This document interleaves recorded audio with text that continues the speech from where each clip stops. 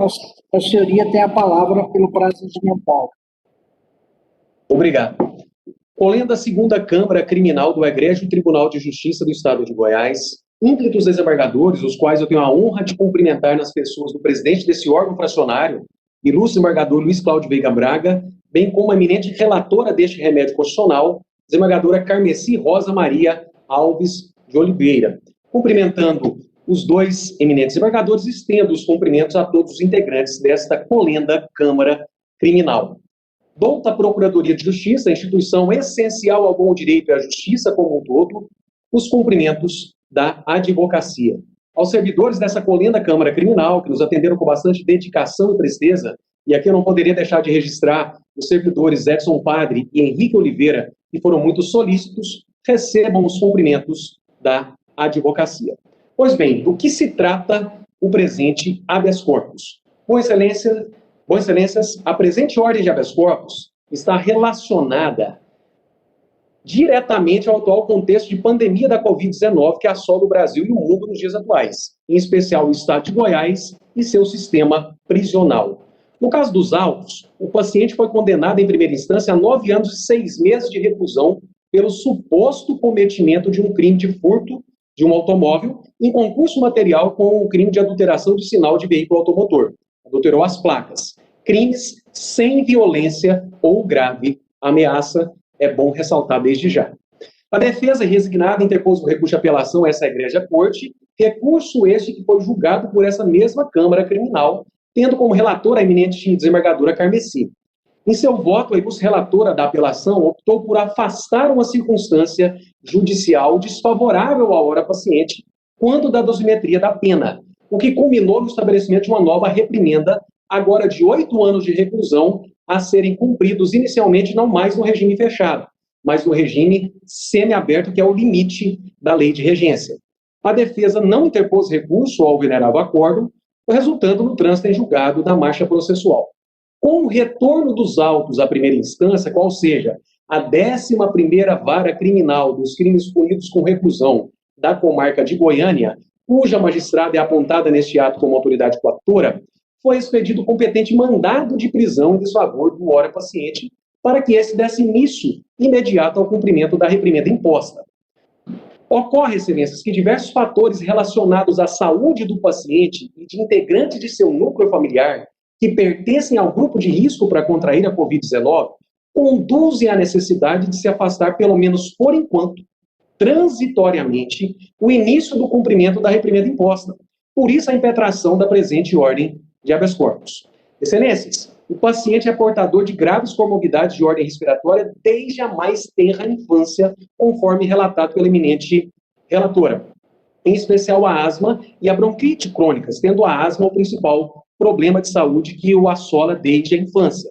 Sua filha de 4 anos, totalmente dependente de si, é portadora de diabetes, conforme acostado no corpo do presente manda-vos. Logo, ambos, pai e filha, pertencem ao grupo de risco para contrair a Covid-19.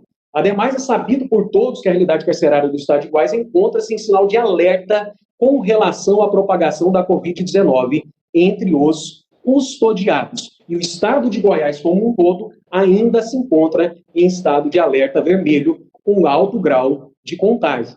Assim, o presente habeas corpus visa suspender, apenas suspender, a execução da pena imposta, pois os autos ainda se encontram na 11ª Vara Criminal, não estão na Vara de Execução Penal, visa apenas suspender a execução da pena imposta ao paciente até o fim da pandemia, ou subsidiariamente, que se autorize o cumprimento da pena, adotando-se medidas cautelares diversas da prisão, como, por exemplo, a monitoração eletrônica, ou mesmo a prisão domiciliar.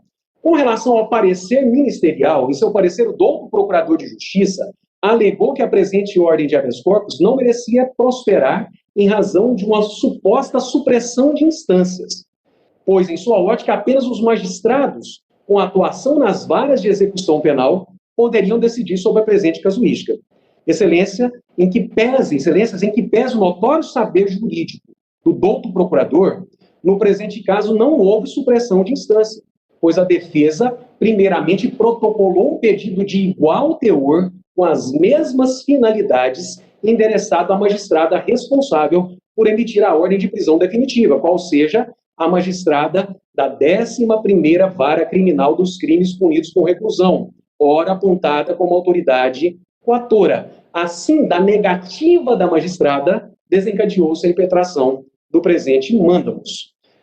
Se a gente analisar o parecer ministerial com a máxima vênia possível, na ótica do parecer ministerial, então, o paciente deveria primeiro ser recolhido ao cárcere para depois pleitear a suspensão da execução da pena, ou seja, ter um contato direto com o sistema penitenciário. O paciente deve correr os riscos do contágio no nefasto mundo do sistema penitenciário, para depois, somente depois, bater as portas do Poder Judiciário para pleitear o que lhe é de direito, com a máxima vênia possível, tal interpretação não se amolda ao presente caso.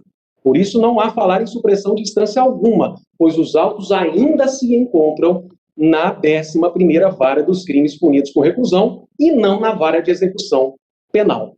Com relação ao paciente em si, além de ser um portador de graves comorbidades de ordem respiratória, o paciente foi condenado por crimes que não possuem violência ou grave ameaça.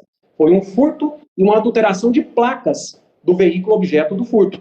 Crimes esses que serão objeto nos próximos meses de análise na competente revisão criminal.